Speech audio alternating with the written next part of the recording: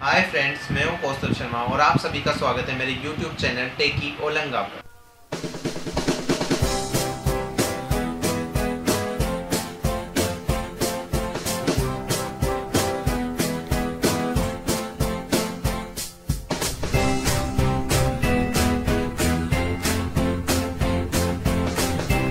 आज की वीडियो में हम बात करेंगे RS Logix 500 प्रोग्रामिंग पैकेज के बारे में।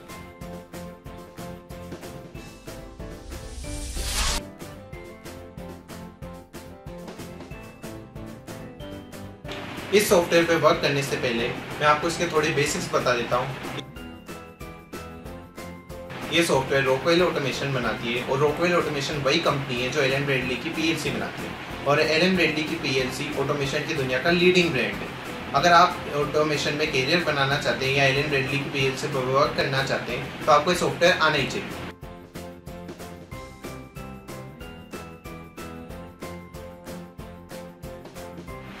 एलन ब्रैडली वैसे तो अलग अलग रिक्वायरमेंट्स के लिए अलग अलग पीएलसी बनाती है, पर जो आजकल मोस्टली इंडस्ट्रीज यूज करती है उनके बारे में आपको थोड़ा मैं बता देता हूँ। माइक्रोलॉजिक्स, जिनमें मैक्सिमम इनपुट आउटपुट 156 हो सकते हैं, उस पर प्रोग्रामिंग करने के लिए हम RS Logix 500 का यूज करते हैं। SLC 500, जिनमें मैक्सिमम इनपुट आउटपुट 4096 हो सकते हैं, उस पर प्रोग्रामिंग करने के लिए भी हम RS Logix 500 का यूज करते हैं।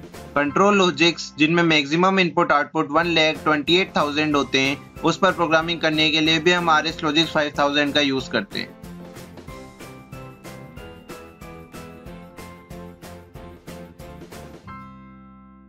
इसकी एक लिमिटेशन भी है कि ये सिर्फ विंडोज यूजर के लिए अवेलेबल है। अगर आप मैक यूजर हैं या लिनक्स यूजर हैं तो ये आपके लिए अभी अवेलेबल नहीं है।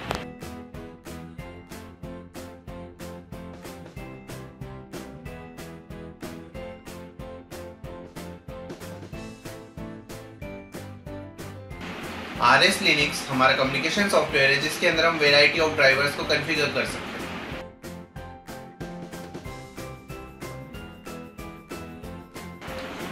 RS Logix Emulate 500 इम्यूलेटर है। इम्यूलेटर एक ऐसा सॉफ्टवेयर होता है जो आपकी करंट हार्डवेयर पे रन करता है, पर ऐसा बिहेव करता है कि जैसे दूसरे हार्डवेयर पे रन कर रहा हो।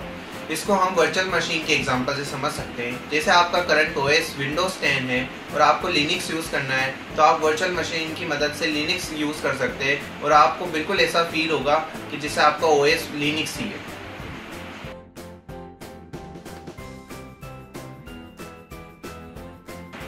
RS Logix 500 हमारा मेन प्रोग्रामिंग सॉफ्टवेयर है जिसमें प्रोग्रामिंग करने के लिए हम लेडर लॉजिक का यूज़ करते हैं। तो सबसे पहले ओपन करेंगे हम स्टार्ट में ओपन करने के बाद हम जाएंगे ऑल एप्स में।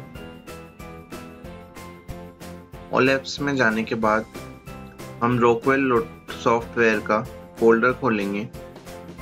वहाँ पे हम सबसे पहले ओपन करेंगे RS Linux Classic, जो कि हमारा कम्युनिकेशन सॉफ्टवेयर है। तो उसके बाद हम जाएंगे कम्युनिकेशन में, फिर कॉन्फ़िगर ड्राइवर्स पे। फिर आप देखेंगे यहाँ पे पहले से ही कुछ ड्राइवर्स चल रहे हैं, उनको पहले हम स्टॉप करेंगे और डिलीट करेंगे।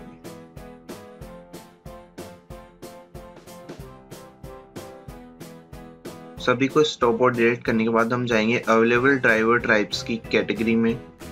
हम चूज करेंगे SLC 500 DH485 इम्यूलेटर ड्राइवर। हम इसी ड्राइवर पे वर्क करने वाले हैं। तो उसके बाद ऐड न्यू, ओके, इसको क्लोज कर देंगे, इसको मिनिमाइज कर देंगे। फिर उसके बाद हम ओपन करेंगे, वापस ऑल एप्स में जाएंगे, रॉकवेल सॉफ्टवेयर में जाके हम हमारा मेन प्रोग्रामिंग लैंग्वेज का software RS Logix 500 English open करेंगे। ये हमारी मेन स्क्रीन आ जाएगी।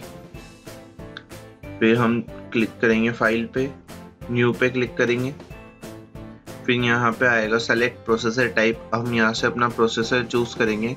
हम जिस प्रोसेसर पर वर्क करेंगे इस ट्यूटोरियल पे वो है 1747L5315/03 CPU 8K memory OS 302। यहाँ पे आप देख लीजिए आपका ड्राइवर आ रहा है कि नहीं। यहाँ पे आ रहा है तो ओके पे क्लिक कर दीजिए। तो ओपन करने के बाद हमारी स्क्रीन ऐसी दिखती है। अगर आपके ऑनलाइन बार नहीं आ रहा है तो आप व्यू में जाके ऑनलाइन पे क्लिक करें, और अगर आप ये और उसके बाद अगर आपके टैब्ड इंसर्शन बार भी नहीं आ रहा है तो इस पे क्लिक करें। ये होता है हमारा ऑनलाइन बार और ये होता है हमारा टैब्ड इंस्ट्रक्शन बार। यहाँ पे ये जो लाइन देख रहे हैं इसे रंग बोलते हैं। तो आप यहाँ से एक नई रंग भी जोड़ सकते हैं। इस पे राइट क्लिक कीजिए और फिर इंसर्ट रंग में जाइए। यहाँ पे राइट क्लिक करके इंसर्ट रंग में, और अगर आपको डिलीट करना है तो सिंपली आप कीबोर्ड पे डिलीट का की भी दबा सकते हैं, या फिर आप वापस राइट क्लिक करके यहाँ पे डिलीट को भी प्रेस कर सकते हैं। और आप यहाँ से भी इंसर्ट कर सकते हैं रंग। इसको क्लिक करेंगे तो हम इंसर्ट रंग कर सकते हैं। आपको डिलीट करनी है आप सिंपली कीबोर्ड में डिलीट की यूज कर सकते हैं। तो हमने यहाँ पे एक नई रंग ले ली है, तो वहां पे हम लगाएंगे एक NO। आप देखेंगे मैं जैसे इसको इसके पास लाता हूँ तो यह ग्रीन हो जाता है। इसका मतलब है यहाँ पे प्रॉपरली कनेक्ट हो सकता है। अगर आप इसको दूर कहीं और रखेंगे तो ये कनेक्ट नहीं हो पाएगा। अगर आप इसको ऐसे ही ड्रॉप आउट कर देंगे कहीं पे भी, अगर ये ग्रीन नहीं है तो ये कनेक्ट ही नहीं होगा। देखा, जब तक ये ग्रीन हो तभी आप इसको ड्रॉप करना है। ये ग्रीन हुआ तो मैंने ड्रॉप कर दिया। ये हमारा इनपुट में लगा दिया मैंने इसको। ये हमारा होता है आउटपुट, मैंने इसको आउटपुट में लगा दिया।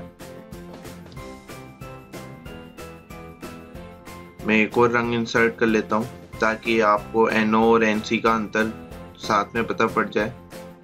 मैं एक इसमें NC ले ली, एक आउटपुट ले लिया। मैं इसकी एड्रेसिंग कर देता हूँ, पर एड्रेसिंग करने से पहले हमें ध्यान रखना चाहिए कि पहले हम IO कॉन्फ़िगरेशन कर लें।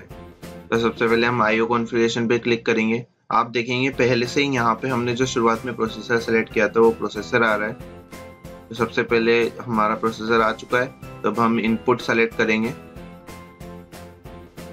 हम यहाँ पे 16 बिट का इनपुट ले लेते हैं। 1746 IB16 इनपुट सिंक 24 VDC। इसको डबल क्लिक करेंगे तो वहां पे हम देखेंगे इनपुट आ गया हमारा। अब हम आउटपुट सेलेक्ट कर लेते हैं।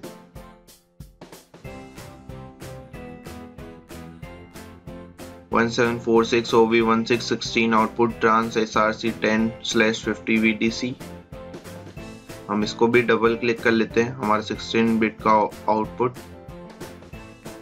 इसको क्लोज कर देंगे। हम यहाँ पे इसके एड्रेसिंग करेंगे। आप यहाँ पे I लिखेंगे तो आप देखेंगे यहाँ पे इनपुट आ गया।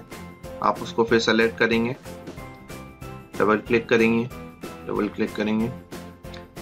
आप देखेंगे यहाँ पे इसकी एड्रेसिंग किस टाइप से होती है, I:1.0/0। आप इसको मैन्युअली भी कर सकते हैं। अगर आपको इसको नाम देना है तो आप इसको जब आप इसका रो कर रहे हो तब जैसे ही आप एंटर दबाएंगे तो ये एक बार खुल जाएगा। तो आप इसमें अपना नाम लिख सकते हैं, स्विच, और ओके कर दीजिए। तो ये आप देखेंगे कि ये इसके ऊपर नेमिंग हो गई। ऐसे ही आप आउटपुट के ऊपर कर सकते हैं। आउटपुट के लिए आप लिखेंगे O फिर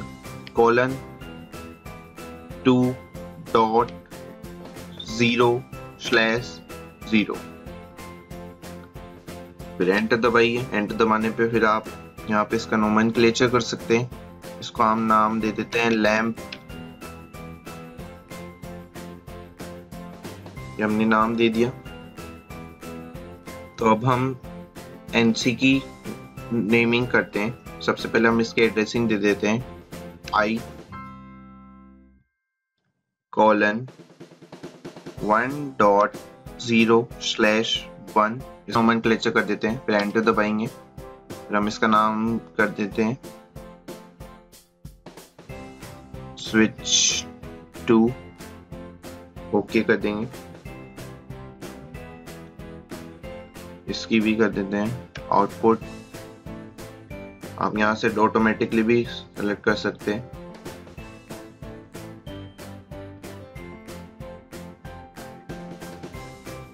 यहाँ पे आप एंटर दबाएंगे तो यहाँ पे इसका नाम लिख सकते हैं लैम्प 2। फिर उसके बाद हम ये हमारा प्रोग्राम बन गया है सिंपल स्विच और लैम्प का।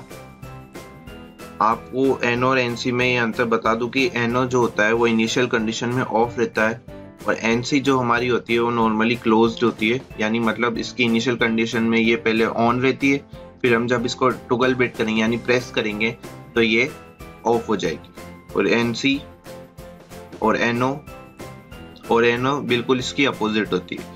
ये अगर आप इसकी इनिशियल कंडीशन में ये ऑफ रहती है और जब हम इसको क्लिक करेंगे यानी टॉगल बिट करेंगे तो ये ऑन हो जाती है। तो आइए मैं आपको इसको प्रैक्टिकली करके दिखा देता हूँ। सबसे आप इधर क्लिक करिए, फिर डाउनलोड पे जाइए, फिर आप अपना प्रोग्राम सेव कर लीजिए, जिसे आप किसी भी नाम से सेव कर सकते हैं। जैसे मैं यहाँ पे सेव कर लेता हूँ टेक्स्ट से,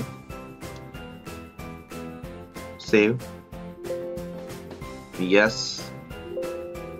do you want to go online? Yes. आप देखेंगे जैसे आप ऑनलाइन आएंगे यहाँ पे लैडर घूमने लग जाती है। फिर आप इसके डाउनलोड पे क्लिक करिए, फिर रन पे जाइए। Are you sure you want to change procedure mode to run? आप यस पे क्लिक करिए। आपको पहले बताते हूँ, जैसे आप रन करेंगे तो आप देखेंगे कि आपके साइड में जो ये दो वायर्स हैं वहां पे वो दोनों पे सप्लाई आने लग जाएगी। ये देखा आपने चेंज, यहाँ पे सप्लाई आने लग गई। और अब आप देखेंगे कि आपकी जो NC है उसका आउटपुट पहले से ही ऑन है। मैंने जैसे आपको बताया इसके इनिशियल कंडीशन में ऑन रहती है। जैसे आप अगर इसको टॉगल बिट करेंगे तो ये ऑफ हो जाएगा। जैसे हमने उसको प्रेस किया यानी टॉगल बिट किया तो वो ऑफ हो गया। अगर आप इसको दोबारा प्रेस करेंगे तो आप देखेंगे वो वापस ऑन हो गया। तो ये होती है हमारी NC की कंडीशंस। अब हमारी NO की बात करते हैं। आप देखेंगे इनिशियल कंडीशन में इसका आउटपुट ऑफ है। अगर आप जब इसको प्रेस करेंगे यानी टॉगल बिट करेंगे तो आप देखेंगे कि इसका आउटपुट ऑन हो गया। अब जब आप इसको दोबारा प्रेस करेंगे तो ये आउटपुट ऑफ हो गया। तो ये था हमारा सिंपल स्विच और लैंप का प्रोग्राम। अगर आपको मेरा वीडियो पसंद आया हो तो लाइक करिए, सब्सक्राइब करिए और कमेंट करिए। सब्सक्राइब करना मत भूलिएगा।